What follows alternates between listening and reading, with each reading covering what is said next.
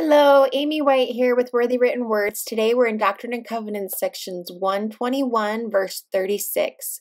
And we're going to start by using some washi tape to cover up the margin of the following page as well as the words on this page that we're working on, so that as we do the background we don't worry about putting the distress oxide where we don't want it. We're going to use broken china, distress oxide, and an ink blending tool.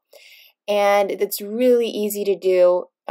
You just swirl it on your page and you can make it as light or as dark as you want. Eventually, you'll make it as dark as it can go and it won't get any darker. So use your own judgment, what you like, what you don't like. Put a piece of scrap paper underneath so that you can do the edges of your page without making it go onto your other page edges.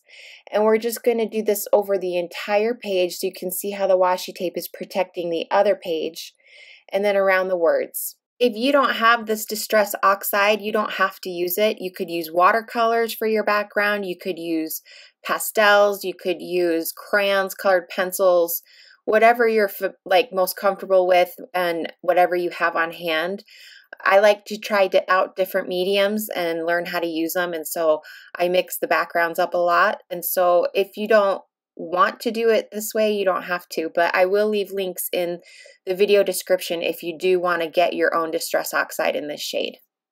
And now I'm going to remove the washi tape, and if you're removing the washi tape and it starts to rip, stop pulling it and then take it from the other side and pull from that side, and it'll help prevent you from ripping your page off.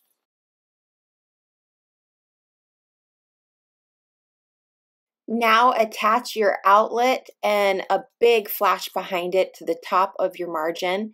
This one I'm using, I started off with a sticker, but it didn't work so well, so I made it a cutout for you guys. And then when you're going to attach the plug, try and make it higher up on the margin instead of lower, so that you have enough of the windy cord at the bottom, and then cut off whatever excess that you have at the bottom of your page.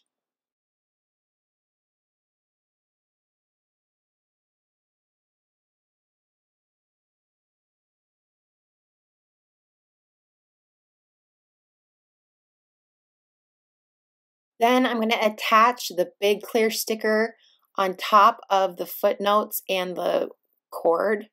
And then I'm using a really big bottle of glossy accents. It's the same thing that comes in your kit. You just have a smaller bottle of it.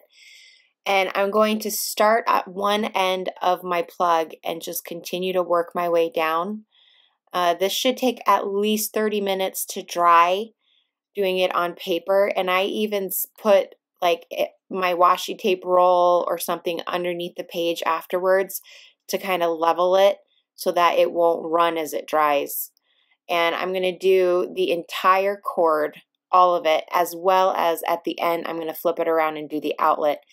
The outlet dried a little bit yellow, and so you can decide to just leave it more white without the glossy accents, or you can put the glossy accents over the entire outlet, and this just lets it have a more plastic feel and look.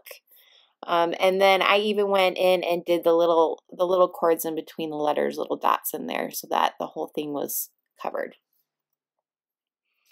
And for the outlet, since it's such a big space and it's a lot to dry, I let it dry overnight before I went ahead and touched it or turned the page or moved it in any way. But while it's drying, you can still add stickers to the bottom, and you can do the rest of the page while it's drying, as long as you're not moving it around too bad. And if you get any bubbles in it, you can pop them. If you don't, then they'll dry like that. And you can see I'm putting a distress oxide underneath the page there to level it as I continue to work. So now I'm putting stickers where I feel like I want them to go. As long as you move them soon after you put them on, they are repositionable. If you leave them there like overnight and you try and take them off, then they'll rip. So you can see I can just take the hearts right off and put a little flash underneath it, and it's totally okay to do that because it's still soon after I put them on. And I'm going to put the glossy accent on both sides of the plug for the page topper, and again I'm going to let them dry. This one I'm putting the strip of black cord that you got, I cut it in half, and then I'm going to use the glossy accent as a glue to just attach them to the page topper, just like that.